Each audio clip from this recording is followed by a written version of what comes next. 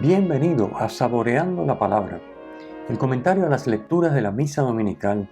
Te habla el Padre Ángel Siapi, de la parroquia Cristo Redentor en el Paraíso, San Juan, Puerto Rico.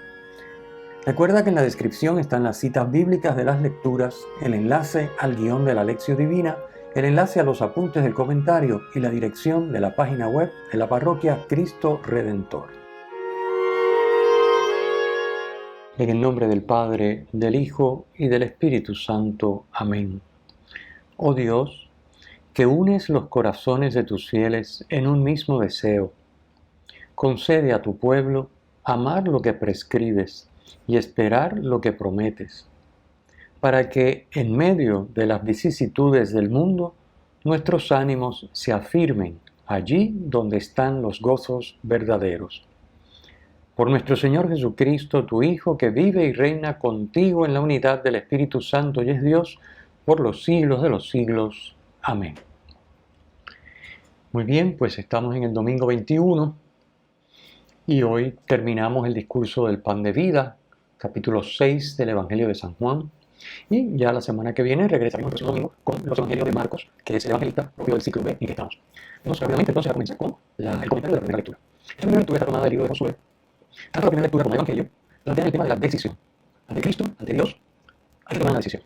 Y la decisión tiene que ser con Él o contra Él. Y la decisión tiene que tener una calidad de totalidad. No puede ser esto sí, esto no, esto me gusta, esto no me gusta, en esto voy con Él y en esto voy contra Él. Entonces esto es bien importante. La primera lectura que coincide con el Evangelio en este tema, el tema de la decisión.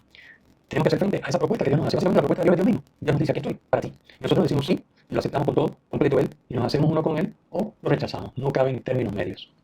La primera lectura de hoy, como dijimos, está tomada del libro de Josué, el último capítulo, capítulo 24, y nos narra la ratificación de la alianza con Dios por parte del pueblo. Ese pueblo ya está en la tierra prometida, ya ha tomado posesión de esa tierra. Ha sido Josué, como sabemos, el que lo entró en la tierra prometida, porque Moisés se murió a las puertas, no entró. Josué entra al pueblo y ya está instalado en la tierra prometida.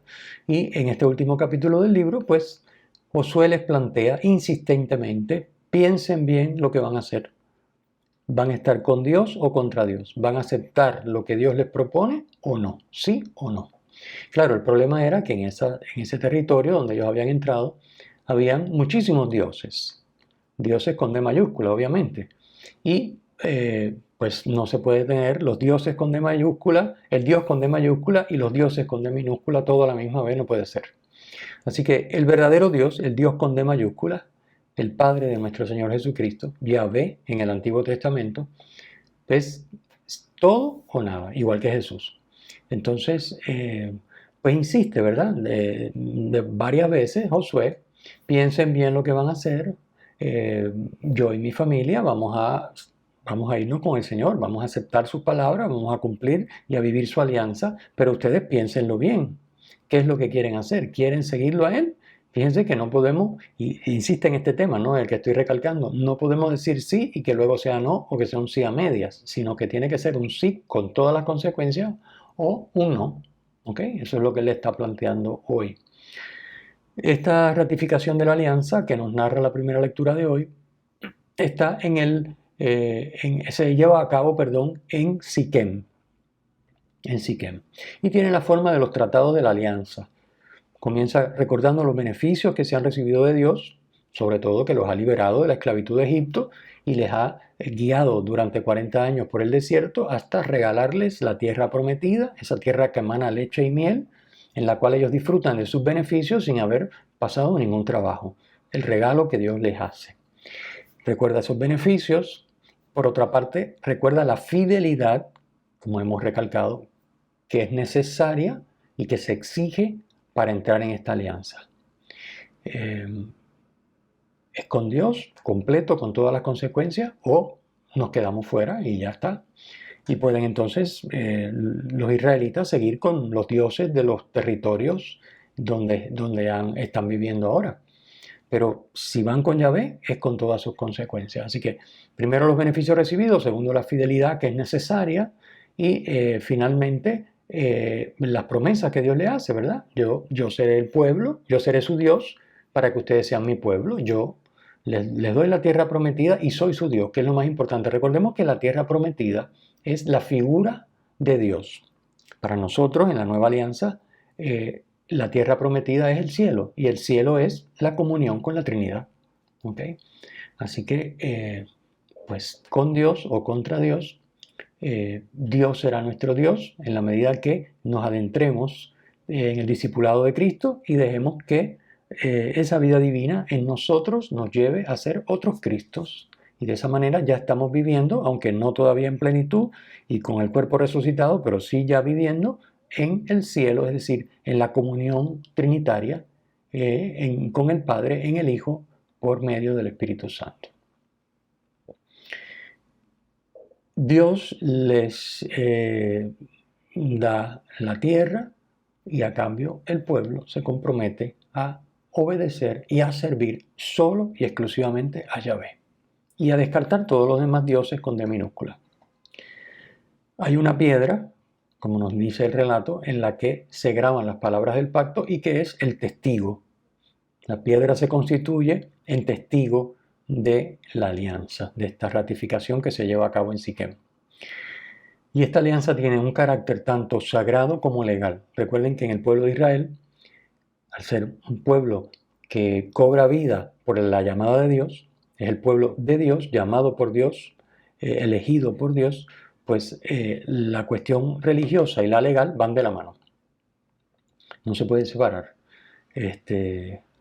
Entonces, bueno, importante entonces recalcar esta primera lectura, ya para completar este comentario que estamos haciendo, que como muy bien insiste Josué, servir a Dios es una elección libre y tiene que ser hecho con total libertad y con sinceridad, asumiendo las consecuencias. Es sí o es no. No es sí para que luego sea no, sino sí o no. Es una tarea difícil porque exige para los israelitas abandonar los dioses del país, obviamente que tienen una gran seducción y un gran atractivo para ellos. Son los dioses de aquellos con los que ellos conviven. Bueno, nos pasa lo mismo a nosotros. Es decir, al cristiano de hoy le pasa lo mismo que al pueblo judío al llegar a la tierra prometida. Es decir, se encuentra una gente que vive con otros criterios, con otros estilos de vida y con otros dioses y tiene que optar o por Yahvé o contra Yahvé a favor de esos dioses. Entonces a nosotros nos pasa lo mismo. O vivimos para el Señor y dejamos que Cristo viva en nosotros y nos convertamos paulatinamente en otros Cristos que van, ¿verdad?, con sus caídas y sus levantadas, pero orientando su vida hacia Dios para vivir esa comunión trinitaria, o empezamos a pactar con los diosesitos que hay alrededor nuestro, ¿verdad? Los que nuestro entorno nos promete, nos presenta, nos pinta de la manera más atractiva posible, obviamente, el tener, el poder, el saber, en fin, todas las cosas, el placer, bueno. Siempre es la misma historia, se repite la misma porque son las mismas disyuntivas que tienen todos los hombres de todas las generaciones hasta el fin del mundo. Oír al Dios verdadero, como les plantea Josué, o decir no, y bueno, hasta aquí llegamos. En la segunda lectura el tema se interrumpe, volveremos a retomarlo cuando hablemos del Evangelio. La segunda lectura está tomada de la carta a los Efesios y nos habla San Pablo nos está hablando de cómo deben ser las relaciones en el matrimonio entre los esposos, entre marido y mujer, a la luz de una vida en Cristo. Cómo esposos que quieren vivir su vida en Cristo tienen que comportarse. Básicamente el principio general que enuncia y con el que se abre la lectura que escuchamos hoy es: sed sumisos unos a otros en el temor de Cristo. Ese es el principio, es decir, sed sumisos, que el marido busque en todo el bien de la mujer. Eso es lo que quiere decir. Sed sumisos no quiere decir que se esclavicen el uno al otro, que se maltraten, que se hostiguen. No, no, no. Aquí la sumisión no tiene que ver con diríamos, con la connotación negativa de sumisión o peyorativa de sumisión, sino sumisos en el sentido de que estoy a tu disposición. Eso es lo que quiere decir sed sumisos unos a otros. Es decir, marido está a la disposición de la mujer para buscar en todo el bien de la mujer. Y viceversa, la mujer está en todo a disposición del marido para buscar el bien del marido. Y eso, hacerlo en el respeto y la obediencia a Dios, que es lo que significa el temor de Cristo. ¿Ok? Así que buscar en todo el bien del otro, no dejarse manipular, ni acceder al capricho o a la arbitrariedad, en el peor de los casos, ¿verdad?, a una cosa inmoral de parte de la otra persona. No, no, eso no es amar. Eso no es ser sumisos unos a otros en el temor de Cristo. Eso sería una sumisión de manipulación y no tendría nada que ver con el temor de Cristo. Así que el respeto y la obediencia a Dios es lo que está en el fondo de esa relación que tiene que buscar en todo el marido el bien de la mujer y la mujer el bien del marido. Y San Pablo argumenta que esto es así porque marido y mujer forman un solo cuerpo, de la misma manera que Cristo y la Iglesia son un solo cuerpo. Así que, siendo un solo cuerpo, pues obviamente deben amarse como uno ama a su cuerpo. Es decir, el marido debe amar a la mujer como se ama a sí mismo, porque es su propio cuerpo, es su propia carne. Y la mujer debe amar al marido como se ama a sí misma, porque es su propio cuerpo. Se convierten los dos en una sola cosa. Esa es la idea. Por lo tanto, si yo para mí busco el bien, para mi cónyuge tengo que buscar el bien, porque lo que yo hago por el cónyuge lo estoy haciendo por mí. ¿Ok? Porque somos una sola cosa. Esa es la argumentación. Entonces, a continuación, San Pablo nos expone cuáles son los deberes del marido y de la mujer. Obviamente lo hace según la visión patriarcal que en ese momento tienen sus contemporáneos, y él comparte con sus contemporáneos. Los cristianos del siglo I, pues inmersos en esa sociedad patriarcal, aceptaban y vivían sin más esto. Es decir, dice San Pablo, que las mujeres sean sumisas a sus maridos, porque el marido es cabeza de la mujer, como Cristo es cabeza de la iglesia. Obviamente, en esto aquí se entremezcla lo que por un lado es una sumisión en Cristo por amor al otro, de lo que en aquel momento era las mujeres tienen que obedecer en todo a sus maridos. Así que la sumisión es de obediencia a los maridos porque el marido es cabeza de la mujer, y entonces argumenta Pablo como Cristo es cabeza de la iglesia. Sí, pero obviamente el principio que rige estos son vestigios de lo que se transparenta, lo que la sociedad en ese momento vive, pero el principio sigue siendo sed sumisos unos a otros, el marido a la mujer y la mujer al marido. Fíjense qué interesante, que él dice primero sed sumisos unos a otros y después dice que la mujer se someta al marido. Fíjense cómo, ¿verdad? Todavía no se ha purificado no se ha asumido completamente evangélicamente desde Cristo lo que en aquel momento se daba por sentado. Y es que la mujer obedece en todo al marido y punto, porque el marido es el que manda. Así que fíjense que abrazar la fe no cambia de inmediato la mentalidad imperante. Aquí lo vemos en Pablo. Es un proceso que se va a dar a largo plazo y que de hecho se ha dado, ¿no? Y hoy en día reconocemos pues esa igualdad en el amor que tiene que darse en la pareja. Nadie está por encima de nadie, al contrario. Podríamos decir, los dos tienen que buscar estar por debajo en el sentido de estar a la disposición de buscar el bien del otro. ¿Okay? Esa es la sumisión de la que está hablando San Pablo. A pesar de esta limitación, San Pablo presenta bien claramente, como hemos dicho, lo que tiene que haber igualdad en el amor. Debe existir igualdad en el amor entre los esposos. ¿Ok? No es que le toca a este servir y amar y al otro disfrutar y descansar. No, no, no, no. Igualdad en el amor. Sed sumisos unos a otros en el temor de Cristo. Cosa que en la sociedad de la época de Pablo eso no era así. Así que ya aquí está él sentando las bases de cómo el Evangelio, claro, no hemos llegado todavía a todas las consecuencias prácticas, cómo el Evangelio está ya impactando eso que está mal, que hay que purificar en la sociedad de su época. Bien, y luego al poner de modelo el amor conyugal, al poner como modelo del amor conyugal el amor de Cristo por su iglesia, está llevando a plenitud lo que tiene que ser la vida de los esposos. Fíjense que ya no es amarse como dos personas buenas se aman, se quieren y se respetan y buscan el bien la una de otra, sino como Cristo ama a la iglesia. Y ya sabemos que el amor de Cristo por la iglesia es un amor totalizante que le lleva a dar la vida por la iglesia. Por lo tanto, aquí estamos diciendo, San Pablo está diciendo, que el marido tiene que estar dispuesto a amar a la esposa hasta dar la vida por ella. Y viceversa. ¿Ok? Así que, como Cristo, buscar el uno, el bien del otro, como Cristo buscó el bien de la iglesia, incluso hasta dar la vida por ella. Así que levantamos, subió la vara, y ya no es una relación correcta, humanamente saludable y perfecta, sino más allá, una relación que tiene que estar divinizada por el amor de Dios, vivido por los esposos, y dejando que Cristo ame en cada uno de ellos al otro, como Cristo ama a la iglesia. Así que bueno, esto para los esposos pues supone un desafío tremendo y que requiere una vivencia plena del sacramento del matrimonio. O sea, esto no se alcanza con las solas fuerzas humanas y la buena fe.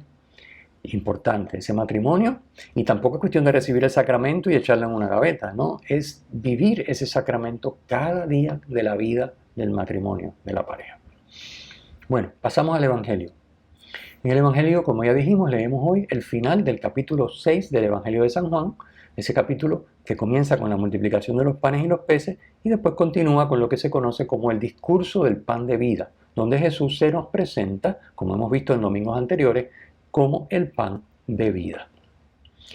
Lo primero que encontramos en el texto de hoy es la reacción, no ya de los judíos, sino de los discípulos. Fíjense que en el diálogo Jesús se enfrenta con los judíos, ¿verdad? Domingos anteriores, pero hoy ya estamos hablando de Jesús con los discípulos, es decir, con los que lo siguen, los 12 y el grupo amplio de discípulos que lo siguen. Y con ellos es que está hablando, y lo primero que nos trae el texto de hoy es que esos discípulos se escandalizan. Esa es la reacción. Se escandalizan de lo que Jesús ha venido diciendo, de lo que Jesús les ha expuesto y que hemos venido viendo los domingos pasados. ¿Qué es lo que Jesús les ha expuesto? Pues miren, lo podemos resumir en 3 puntos bien sencillos, por aquello de refrescar la memoria, ¿verdad? Porque como esto ha ocurrido a lo largo de varios domingos. Primero, ¿qué ha dicho Jesús? Primero, que la obra que Dios quiere es que crean en Él. La obra no es cumplir cosas, no es hacer unas cosas y no hacer otras que son malas, no. La obra es creer en Jesús, fiarse de Él para obedecerle. Esa es la obra, creer. Segundo tema del resumen de lo que Jesús ha venido explicando. Jesús ha dicho, yo soy el pan de vida. ¿Okay? El pan de vida, el pan que ha bajado del cielo. Por eso soy el pan de vida. Ahí está, el yo soy, uno de los yo soy, de los 7 yo soy, en el Evangelio de San Juan. Yo soy el pan de la vida, el pan del cielo. Y punto número 3, hay que comer su carne y hay que beber su sangre para poder entrar en comunión de vida con Jesús y así tener vida eterna, alcanzando en el último día la resurrección. Esto de comunión de vida con Jesús es lo que el texto, el evangelista Juan, utiliza el vocablo habitar. Habitar en Él y Él en nosotros. Habitar en Dios y Dios en nosotros. Eso es comunión de vida con Jesús, que es comunión de vida con la Trinidad, obviamente, porque Jesús vive en comunión con la Trinidad. Así que, para vivir en comunión con la Trinidad y así tener la vida eterna y alcanzar la resurrección, es necesario comer su carne y beber su sangre. Estas son las 3 cosas que Jesús ha venido, resumidas, que Jesús ha venido diciendo en estos domingos en el discurso del pan de vida. Ante estos planteamientos de Jesús, la reacción, no ya de los judíos, como hemos dicho, sino de los discípulos, es de escándalo. ¿Quién puede aguantar esto? No se puede con este hombre, con lo que está diciendo. ¿Quién se cree que es? Esa es la reacción. Recuerden que escándalo es una palabra griega que significa tropezar o hacer tropezar. Así que escándalo quiere decir, no puedo con esto, yo no puedo bregar con esto que me está diciendo, así que simplemente pues me retiro. Allá, que él siga diciendo y haciendo lo que le dé la gana, pero yo no puedo bregar con eso, no lo puedo aceptar, vamos a ponerlo de esa manera. Es un desafío que yo no puedo aceptar eso que le está diciendo. Entonces, ante el escándalo de los discípulos, Jesús responde, diríamos hasta cierto punto, como provocando un poco más, ¿no? El escándalo, como para decir, bueno, aquí tenemos que definirnos quiénes son los que están conmigo y quiénes no. Esa es la idea del texto de hoy, ¿no? ¿Quiénes están conmigo y quiénes no? ¿Quiénes han aceptado y quiénes no? Y les dice, ¿y si vieran al Hijo del Hombre regresar a donde estaba antes? ¿A qué se refiere Jesús? Es decir, Jesús está diciendo, oye, si esto les causa escándalo, que yo sea el pan de vida, que tienen que comer mi carne y beber mi sangre, y si me vieran regresar a donde yo estaba antes, eso sería más escándalo para ustedes. ¿A qué se refiere? Jesús se refiere a regresar al Padre mediante su pasión y muerte. Recuerden que Jesús regresa al Padre. ¿eh? En el Evangelio de Juan está bien claro, en la última cena, ¿verdad? Cuando va a narrar el lavatorio de los pies, dice, Jesús, sabiendo que venía del Padre y que al Padre volvía, ¿okay? Así que esa es la dinámica. Jesús sabe que viene del Padre y regresa al Padre. ¿Y cómo regresa al Padre Jesús? Mediante su pasión y muerte. Ese es el regreso de Jesús al Padre.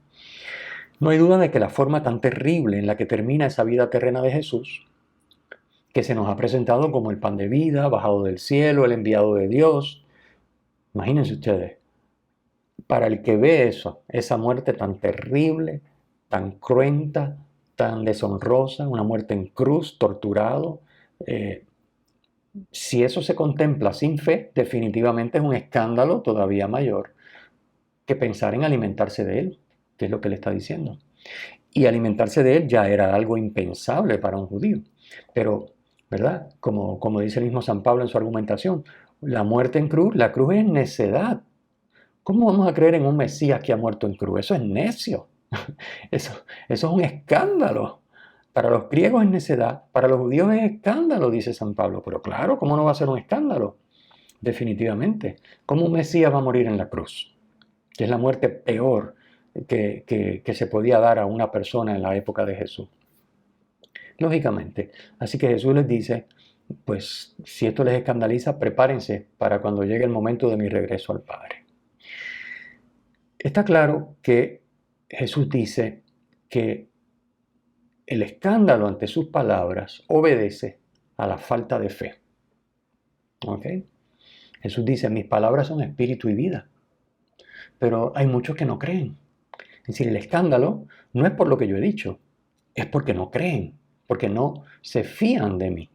Y vuelve otra vez el tema. El Padre, nadie puede venir a mí si el Padre no lo atrae. Aquí Jesús no está diciendo que el Padre atrae a unos sí y a otros no. Eso no es lo que está diciendo. Lo que está diciendo es que para llegar a Jesús es necesario dejarse atraer por el Padre. Nadie va a Jesús si el Padre no lo atrae. O sea, nadie va a Jesús con su sola fuerza.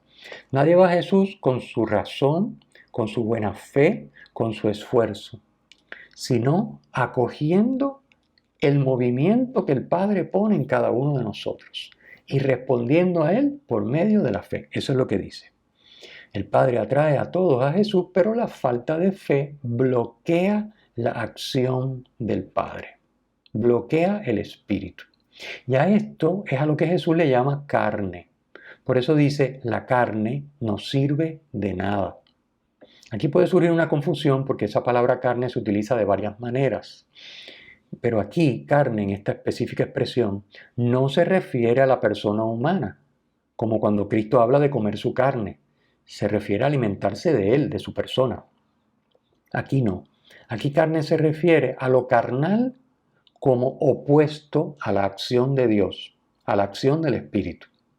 Por eso, lo opuesto de carne es espíritu. Y por eso Jesús dice, el Espíritu es quien da vida, la carne no sirve de nada.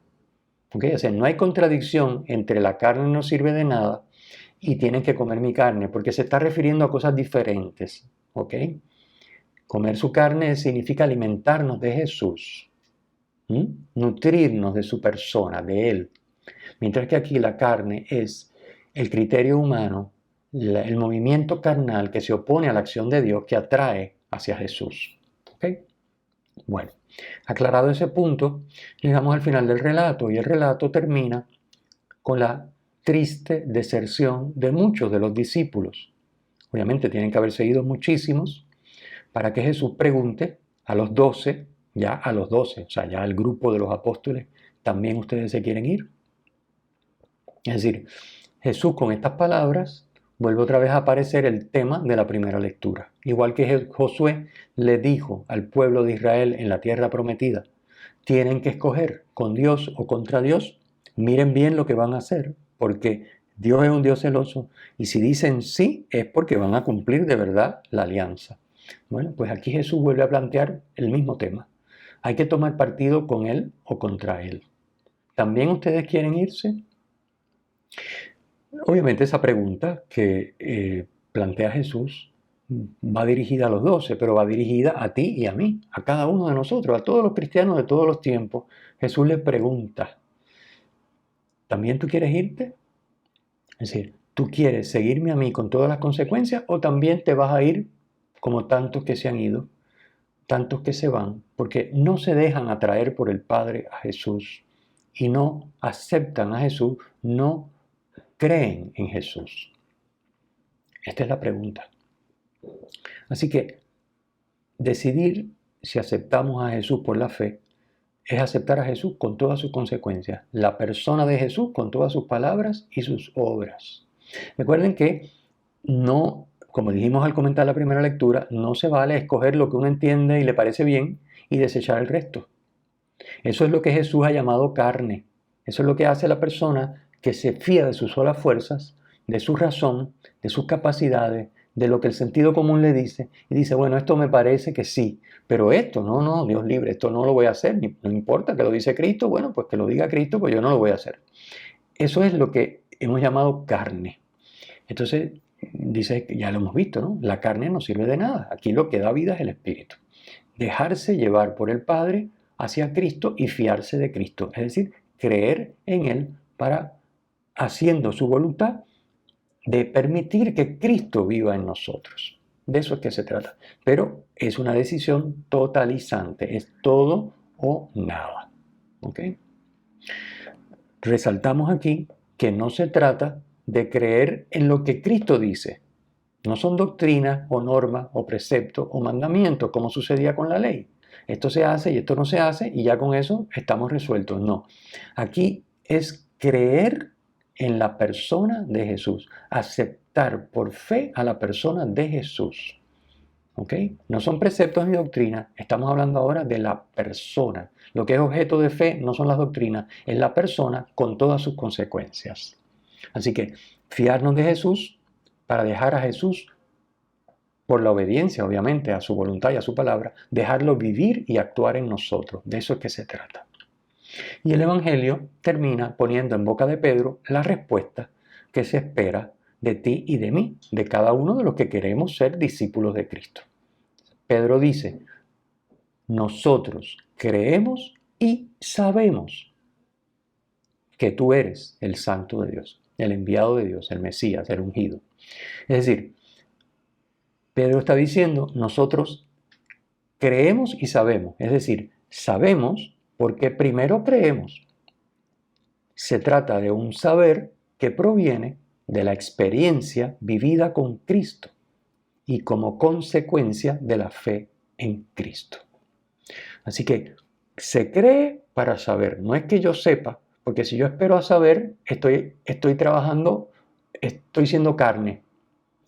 El espíritu es yo creo y entonces dejo que Cristo viva en mí y de esa experiencia de vida con Cristo, mi consecuencia es la fe. Mi consecuencia es que yo sé. O sea, el saber es consecuencia de la fe que me pone en comunión con Cristo a vivir la vida con Él.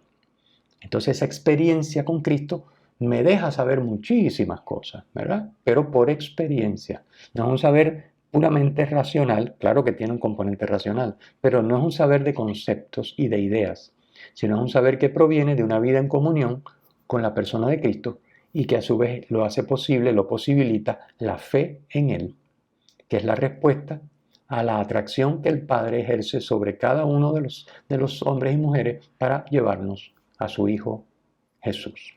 Terminamos entonces con la bendición.